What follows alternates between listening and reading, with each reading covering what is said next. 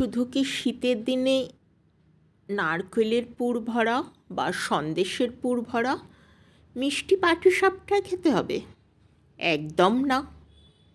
নোনতা পাটিসাপটাও খাওয়া যেতে পারে।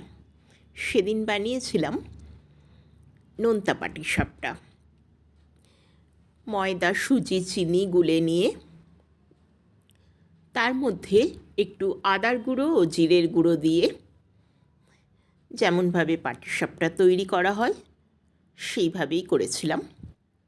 ভালোই হয়েছিল খেতে। কখনো কখনো একটু অন্যরকম স্বাদ, বেশ ভালোই লাগে।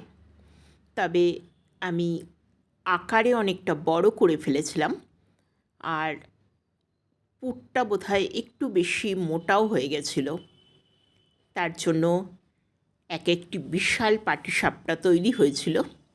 যাই হোক, অসুবিধে কিছু নেই, আর একটা খেলেই পেট ভরে যাবে, সুতরাং অসুবিধের কিছু নেই।